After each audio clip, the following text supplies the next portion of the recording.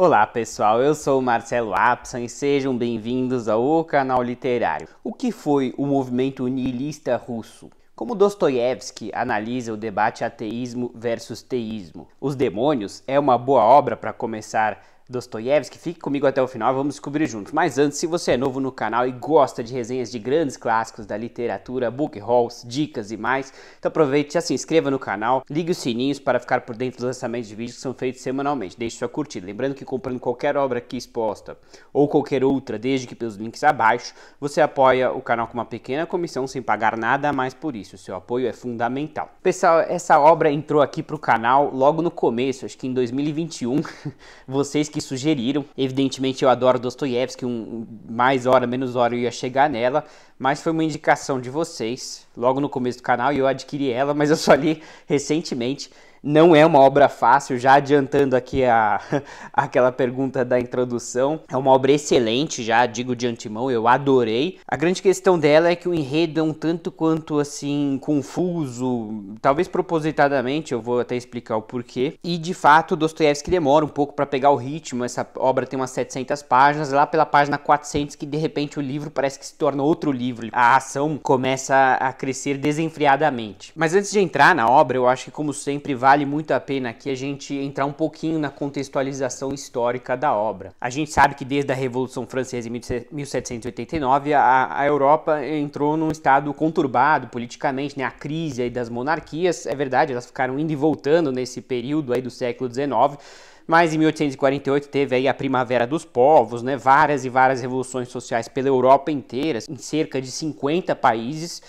Na maior parte deles elas fracassaram, mas é aquela coisa, né? Os monarcas começam a ficar mais antenados, assim, né? E muitos eventualmente relaxaram várias restrições, flexibilizaram um pouco mais politicamente, né? Porque eles temiam por suas cabeças. Como a gente sabe, o Luís XVI perdeu sua cabeça, foi guilhotinado lá depois da Revolução Francesa. E acho que isso mandou uma mensagem para os monarcas de todos os países, né? Olha, deem uma flexibilizada, vocês não querem aí a democracia, né? Ao menos deem uma flexibilizada, quem sabe vocês poupem suas cabeças. Então, sem dúvida, teve seus efeitos. Às vezes até falo que a Revolução Francesa fracassou. Ela fracassou no sentido de que a monarquia voltou, mas evidentemente ela teve conquistas importantes que foram sendo mantidas mesmo ao longo das monarquias. Sem dúvida, o maior impacto da Revolução Francesa foi o medo, né, que deve ter causado aí nos monarcas que viram um colega sendo decapitado. Isso com certeza mandou uma mensagem bastante forte. E a Rússia, ela sempre foi talvez o país aí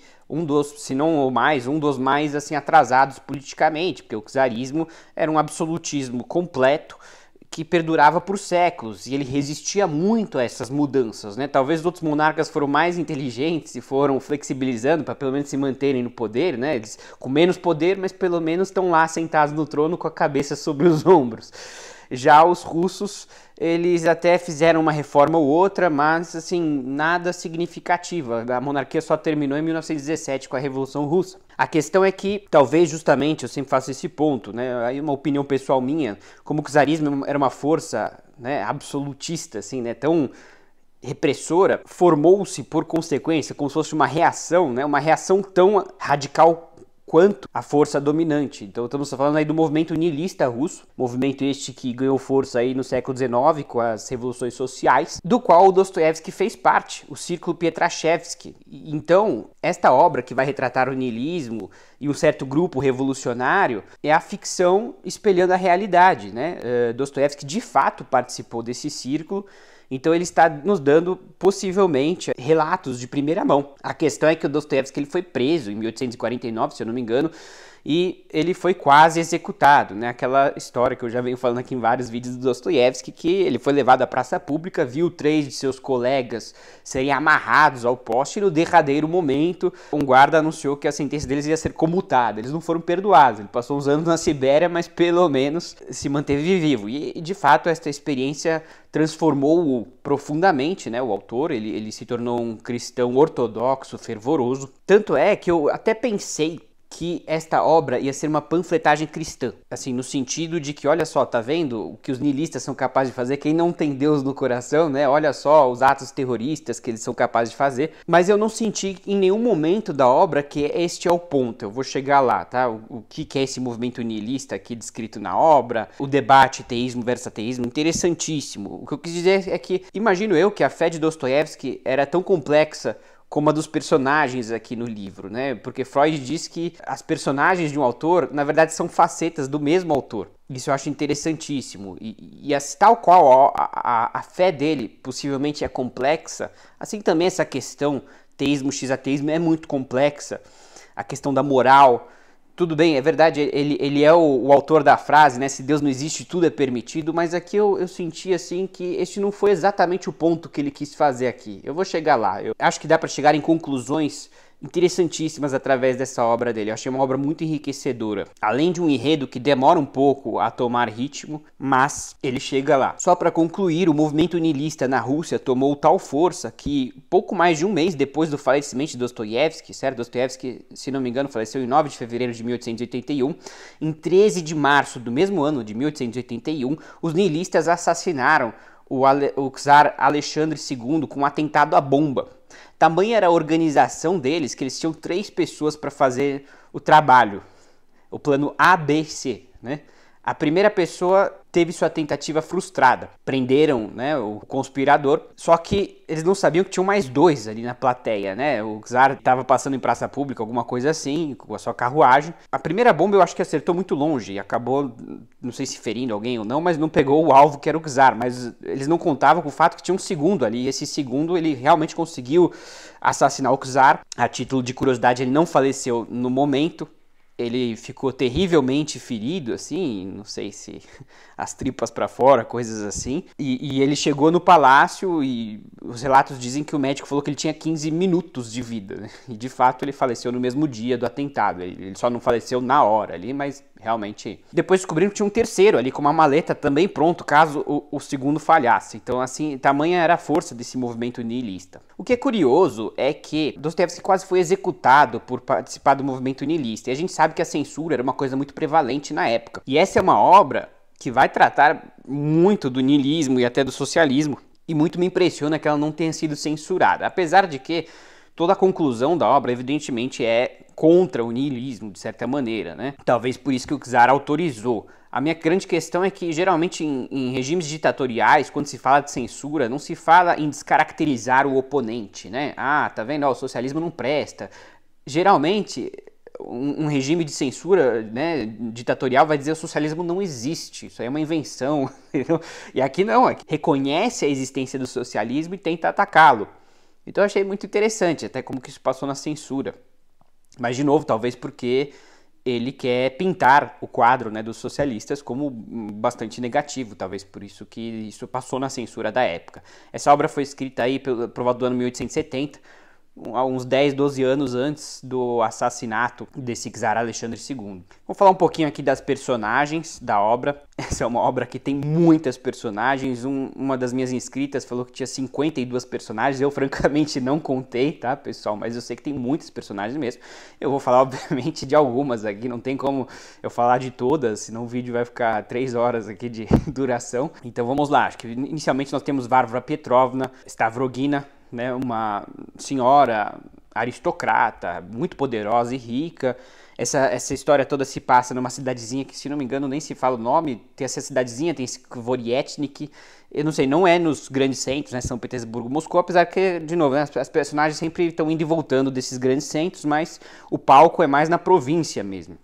E ela é uma grande senhora de terras, né, uma grande aristocrata. E ela sustenta um professor chamado Stepan Trofimovich, e eu acho muito legal como que o Dostoiévski começa a história com eles. E não tem nada de niilismo aí, tá? Obviamente que o professor Stepan Trofimovich, ele é bastante progressista, mas até que ele é um progressista bem moderado, assim, ele não é niilista, tá? Obviamente ele é mais de esquerda, mas enfim. E a relação entre a Varvara Petrovna e Stepan Trofimovich é um objeto aqui de todo o livro. Interessante, nada a ver com o niilismo, tá, pessoal? Aqui tem a ver com a construção dos personagens do Dostoiévski. Esse é um binômio que a gente vê muito, tá? Uma personagem narcisista e um, digamos, codependente, né? Assim, no caso até dependente financeiramente, mas até mesmo emocionalmente, assim. Esse Stepan Trofimovich é um homem muito emocionado. De repente ele é canceriano que nem eu. Gente, não tem nada de signos, eu comecei a ler um pouquinho agora, mas acho curioso. Enfim, ele tem cara de ser um canceriano, ele é muito emocionado, muito assim, né? E ele tem uma baixa autoestima, o Stepan Trofimovich. Ele tá a todo momento se atormentando, se culpando, né? Ele é muito evitativo, ele é muito ansioso, impulsivo, né? E essa Varvara Petrovna é muito narcisista, ela quer meter o bedelho em cada aspecto da vida dele, até porque talvez na cabeça dela, já que ela sustenta ele, né? Ela é dona dele, assim. E já até poderia pensar que teria um romance entre eles, de fato, existe algum clima aí, mas eles têm uma relação muito assim de amigos mesmo. Cada um já foi casado e já teve filhos, né? Aqui no começo a gente acompanha a vida do Stepan Trofimovich, da Varvara Petrovna, e os filhos são parte do movimento nihilista. São muitos nomes, tá, pessoal? Então não se assustem, vocês vão memorizar esses nomes, como eu sempre falo, porque o Dostoiévski ele vai explorar muito cada personagem, então você vai lembrar de cada nome, mas por enquanto só como prévia, né? A Varvara Petrovna é mãe de Nikolai Stavrogin, Nikolai Vsevolodovich Stavrogin, e o Stepan Trofimovich, ele é pai de Piotr Stepanovich, ou Piotr Verkhovensky, que tem o patronímico e tem o sobrenome, né? Mas essas duas personagens são parte fundamental desse movimento nihilista, né? Curioso como a Varvara, ela é aristocrata e o filho é nihilista, e o Stepan Trofimovich, ele é um professor, então ele é mais progressista, mas o filho, ele é bastante integrado no movimento nihilista. Interessante, esse Stepan Trofimovich, ele é aquele intelectual um pouco esquecido, assim, né? Ele estudou, mas ninguém dá muita importância pra ele, e ele, na verdade, se dá uma importância talvez maior do que ele realmente tenha. A construção dessas personagens é simplesmente fantástica, tá, pessoal? Eu acho sensacional. E acho muito legal como o Stepan Trofimovich, apesar de seu aspecto um tanto assim como, digamos, um fracassado, vamos dizer assim, essa impressão que passa, né? Um pobre coitado, ele vai ser um árduo defensor, acredito eu, das próprias ideias do Dostoiévski. Ele vai afrontar o movimento nihilista no tocante a uma questão talvez não tão central, né? Uma questão mais lateral, mas também muito importante, que esse movimento nihilista parece que chegou a ser mais mecanicista, materialista, no sentido de que construíram um mote, né? Uma missão do tipo assim, vamos construir uma sociedade cuja base é a razão e a ciência, e esse negócio de literatura não tem nada a ver. É curioso a gente pensar um movimento progressista que despreza a literatura, mas parece que existiu isso, existia talvez um utilitarianismo, né, assim, só o que nos serve, né? Obviamente que a literatura serve também, né, mas talvez só o que nos serve nesse exato momento a gente vai utilizar, o que não for a gente descarta. Religião, talvez até democracia, né? Eles queriam fazer um regime ditatorial para fazer a coisa como eles bem entendem. E a literatura também é uma coisa inútil, vamos descartá-la, né? E o Stepan Trofimovich, como um intelectual, ele vai defender Pushkin, no caso, né? O pai da literatura russa. Parece que instaurou-se um debate ali na Rússia, de fato. O que seria mais importante, botas ou Pushkin? Sim, botas. E os nihilistas argumentavam que as botas, porque as botas, apesar de acessórias, né, você pode usar um outro tipo de calçado, no inverno elas eram essenciais para manter os pés aquecidos. Olha o nível da discussão. E Stepan Trofimovich vai obviamente falar, de jeito nenhum, Pushkin, 1000 vezes. Eu adorei esse debate, ele parece até meio raso, mas ele estava acontecendo, sabe? Então é interessante como que o extremismo chegou até esse ponto de desprezar a própria literatura, que a gente sabe que hoje é uma grande aliada de todos os movimentos progressistas. Ela chegou a ser rechaçada pelos nihilistas, segundo aqui os relatos. Então é interessante, assim como a gente vai aprendendo pouco a pouco do movimento nihilista. Mas voltando nas personagens. Temos esses dois que são figuras centrais, né, que a gente falou, o Piotr Stepanovich e o Nikolai Stavrogin, são figuras centrais aqui nessa sociedade secreta. Essa sociedade secreta nihilista, ela vai planejar atentados, ela tem um objetivo de, digamos assim, dobrar a Rússia de joelhos, né? Tem seus objetivos revolucionários, supostamente ela é ligada com a Internacional, ela tem conexões por todo o mundo. E o que é mais curioso é que essas figuras estão totalmente inseridas na aristocracia, isso que eu acho talvez o mais fantástico de tudo isso, e eu acredito que estavam sim de fato, como aqui a obra de Dostoiévski parece sugerir. Isso que é curioso, né? Como é que a aristocracia vai abrigar tipos assim que pregam o fim da aristocracia, né? Qual seria o interesse deles? Eu desenvolvi uma teoria minha de que era chique ser progressista, né?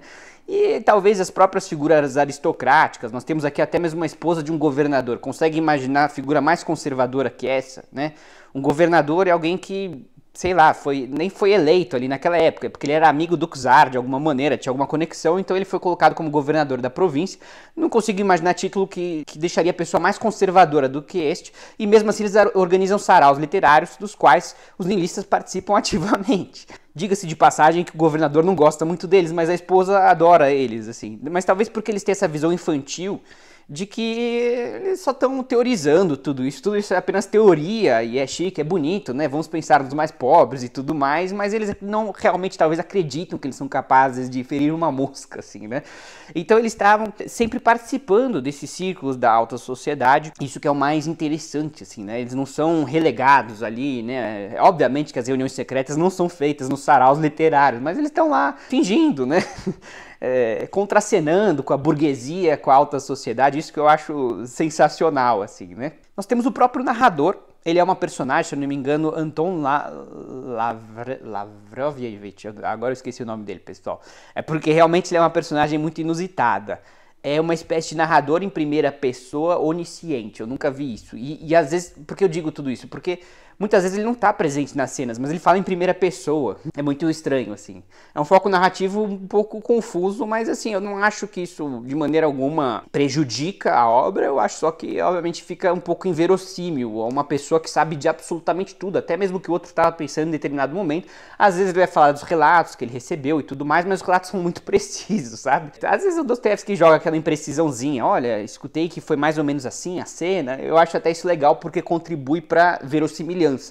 Mas em determinados momentos ele é completamente onisciente, ele sabe até que, sei lá, caiu uma gota de suor entendeu? De uma outra personagem e ele nem está presente na cena. Então, assim, esse que é talvez minha única crítica, apesar de que eu gostei, assim, acho até engraçado como que em determinados momentos, como é em primeira pessoa, né, e ele tá às vezes sim presenciando a cena, às vezes todo mundo olha pra ele, tira uma dúvida, então a gente se sente como se estivesse realmente lá na câmera, assim, né, e as pessoas olhando pra gente. Eu acho que ficou um recurso legal até. Eu não sei se é uma crítica ou não, apenas uma observação. Deste círculo niilista nós temos aí o Kirillov, talvez o mais niilista de todos. E o Kirillov é uma personagem muito complexa, muito curiosa, ele talvez é o verdadeiro niilista ali. E a gente poderia pensar que ele seria uma pessoa completamente desumana, não sei, não é assim, né? Por isso que eu acho que o ponto do Dostoiévski não é fazer essa panfletagem, né? O Kirillov é um humano, talvez como qualquer outro, ele é um pouco louco, se você olhar as ideias dele. Ele vai chegar a conclusões muito esquisitas, que eu não vou nem falar aqui para não dar spoiler, tá? Mas, apesar de ele realmente, segundo ele, não acreditar em nada, ele parece que tem um lado humano, assim, que ele não quer fazer mal aos outros e tudo mais. E ele não é das personagens, assim, ele tá participando do grupo niilista e tudo, mas ele é mais cúmplice do que qualquer outra coisa, assim, né? Ele não é dos ativos ali, né? E é isso que eu queria trazer aqui. O que o Dostoiévski vai trazer é que até as personagens mais ativas desse grupo niilista talvez nem sejam niilistas, são psicopatas, são sociopatas. São pessoas que podem até acreditar em Deus e entender que Deus está do lado deles, como os nazistas. Os nazistas tinham no cinturão escrito lá Gott mit uns, né? Deus está conosco. Você não precisa não acreditar em Deus para ser psicopata. Até psicopatas acreditam em Deus e acreditam que Deus está do lado deles. Então esse é um dos pontos do Dostoiévski, talvez, que os verdadeiros niilistas são um tanto covardes, se sentem imobilizados por suas crenças ou por sua ausência delas. Talvez até Dostoiévski quer colocar aqui como uma impossibilidade teórica o niilismo. E eu queria trazer aqui um trecho de uma outra personagem muito interessante, que é o Ivan Chatov, uma personagem central aqui do enredo também, que eu só estou mencionando agora. Ele é parte do grupo niilista, mas como a gente vai ver nesse discurso, ele flerta com o teísmo, né? Ele não está de acordo com tudo aquilo. Talvez é uma personagem que quer justiça social, não quer o czarismo, mas acha esse movimento niilista uma tremenda de uma loucura. Então vamos dar uma olhadinha aqui nesse diálogo do Chatov, que eu acho que assim traduz talvez a essência da obra aqui de Os Demônios, né? Que é uma coisa mais complexa, assim, né? Aquele Chatov vai trazer Deus não necessariamente como uma entidade, mas como uma necessidade moral e um conceito abstrato, que nem ele mesmo sabe se acredita ou não, mas entende que ele é indispensável. Isso é curiosíssimo. Chatov tornou a inclinar-se sobre a cadeira e por um instante até reerguer o dedo. Povo nenhum, começou como se lesse algo ao pé da letra e ao mesmo tempo continuando a olhar ameaçadoramente para Stavrogin. Nenhum povo se organizou até hoje sobre os princípios da ciência e da razão. Não houve uma única vez semelhante exemplo, a não ser por um instante, por tolice. O socialismo, por sua essência, já deve ser um ateísmo, precisamente porque proclamou desde o início que é uma instituição ateia e pretende organizar-se exclusivamente sobre os princípios da ciência e da razão. A razão e a ciência, hoje e desde o início dos séculos, sempre desempenharam apenas uma função secundária e auxiliar, e assim será até a consumação dos séculos. Os povos se constituem e são movidos por outra força que impera e domina, mas cuja origem é desconhecida e inexplicável. Essa força é a força do desejo insaciável de ir até o fim, e que ao mesmo tempo nega o fim. É a força da confirmação constante e incansável do seu ser e da negação da morte. O espírito da vida, como dizem as escrituras, são rios de água viva, cujo esgotamento o Apocalipse tanto ameaça. O princípio estético, como dizem os filósofos, é um princípio moral, como o identificam eles mesmos. É a procura de Deus, como eu chamo tudo mais. O objetivo de todo o movimento do povo, de qualquer povo, em qualquer período da sua existência, é apenas e unicamente a procura de Deus, do seu Deus, forçosamente o próprio, e a fé nele como único verdadeiro. Deus é a personalidade sintética de todo um povo tomado do início ao fim. Ainda não aconteceu que todos ou muitos povos tivessem um Deus comum, mas cada um sempre teve um Deus particular. Quando os deuses começam a ser comuns, é sinal da destruição dos povos. Quando os deuses se tornam comuns, morrem os deuses e a fé neles junto com os próprios povos. Quanto mais forte é um povo, mais particular é o seu Deus. Ainda não existiu, nunca, um povo sem religião, ou seja, sem um conceito de bem e de mal. Cada povo tem seu próprio conceito de bem e de mal e seu próprio bem e mal. Quando entre muitos povos começam a tornar-se comuns os conceitos de bem e de mal, os povos se extinguem. E a própria diferença entre o bem e o mal começa a obliterar-se e a desaparecer. A razão nunca esteve em condição de definir o bem e o mal, ou até de separar o bem do mal, ainda que aproximadamente. Ao contrário, sempre os confundiu de forma vergonhosa e lastimável. A ciência, por sua vez, apresentou soluções de força. Com isso, se distinguiu em particular a semiciência, o mais terrível flagelo da humanidade, pior que a peste, a fome e a guerra, flagelo desconhecido até o século atual. A semiciência é um déspota como jamais houve até hoje. Enfim, o discurso ainda vai mais além, mas eu acho que já está o suficiente. Então aqui Chatov argumenta que Deus é um conceito abstrato, necessário para a formação de um povo. E no momento que se perde este conceito, o povo, a identidade do povo é perdida também.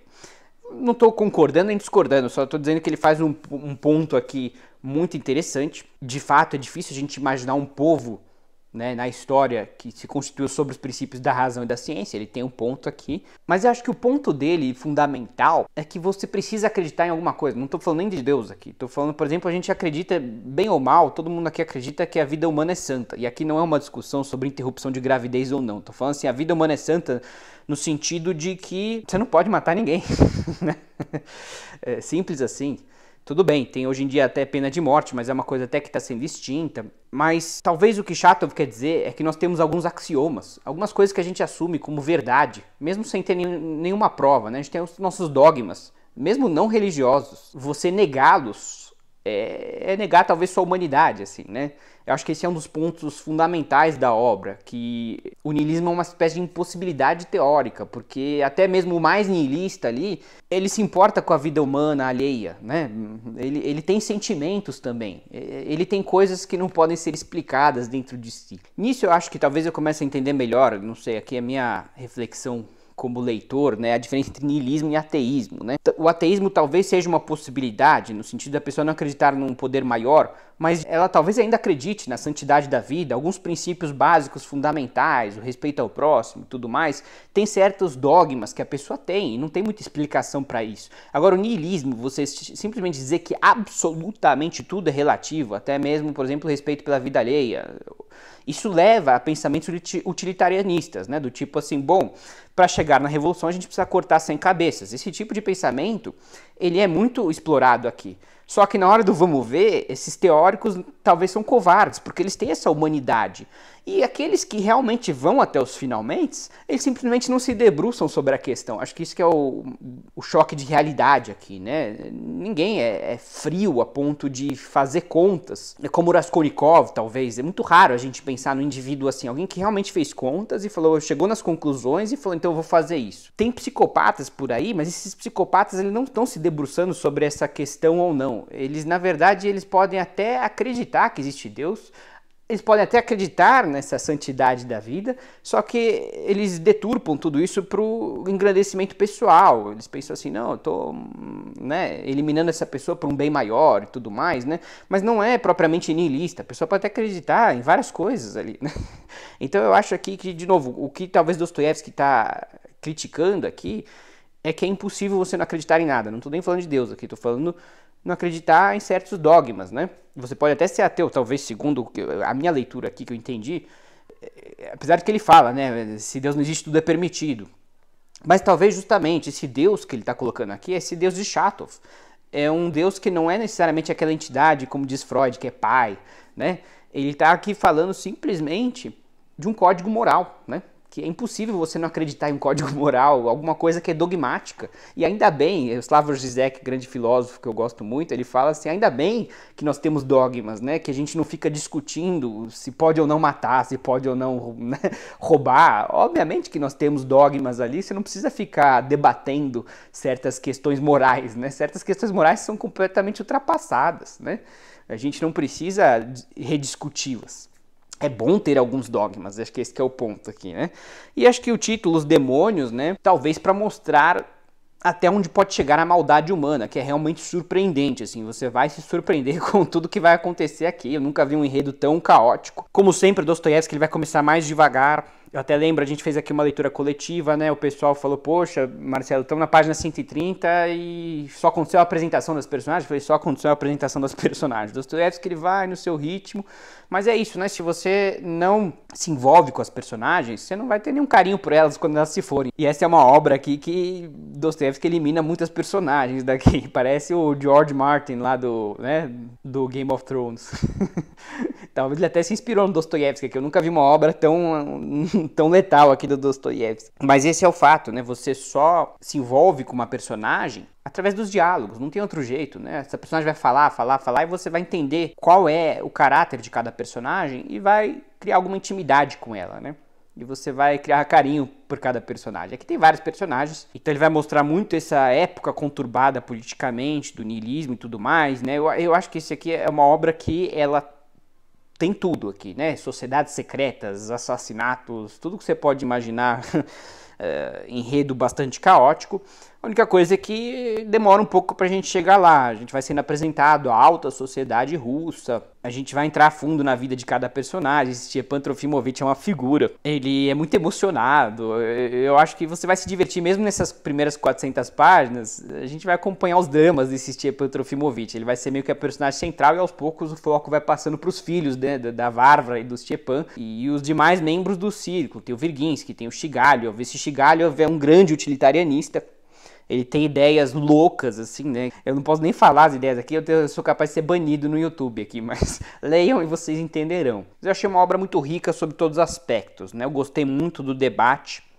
O debate é acalorado aqui, né? Niilismo versus não apenas teísmo, mas como eu falei, né? O acreditar em alguma coisa, porque também se você não acredita em nada, até a literatura também, né? Pode ir junto ali, não, só razão e ciência, né? Só o que eu posso medir, né? Você começa a ficar louco, assim, né? Esse materialismo excessivo, né? Esse utilitarianismo é uma crítica aqui, com certeza. O próprio Stepan Trofimovich é progressista, mas ele jamais vai abandonar o Pushkin e a literatura. É a vida dele, é a literatura, né? Então, e obviamente que o Dostoiévski compartilha dessa posição. Ele é autor, né? Ele leu os grandes clássicos e ele está sempre homenageando Pushkin, né? O Pushkin é muito homenageado aqui em todas as obras do Dostoiévski. Então, eu acho essa uma obra sensacional, sem dúvida alguma está no meu top 3, assim, eu não sei nem se está na minha melhor eu demoro uns dias para digerir, né? Mas tá junto com, na minha opinião, os Irmãos Karamazov, Crime e Castigo. Só não recomendo para começar. Eu acho que a pessoa pode se perder um pouco, né? Melhor começar Dostoiévski, as pessoas me perguntam muito. Se você quer já ir para um calhamaço, vai para Crime e Castigo ou os Irmãos Karamazov. Você tem narrativas mais lineares, aqui ela é bem entrecortada, bem assim, ele gosta de deixar as coisas no ar, talvez para mostrar esse momento político conturbado, de incertezas, né? A própria narrativa é uma incerteza, você não entende direito o que está acontecendo até mais para frente na narrativa. Mas, para quem já leu Dostoiévski, já se familiarizou um pouco, eu altamente recomendo, só se prepare para um começo um pouco difícil, mas muito recompensador, eu achei, assim, ele realmente mudou um pouco a minha visão, assim, sabe, de como olhar as coisas. Me aprofundou um pouco, me fez me aprofundar um pouco mais sobre niilismo. Eu tô lendo Nietzsche agora, mas me faz refletir, sabe? Eu gostei muito, assim, desses debates e, assim, um enredo muito caótico, um enredo muito dinâmico. A partir aí da página 400, o enredo começa a ficar louco, assim, né?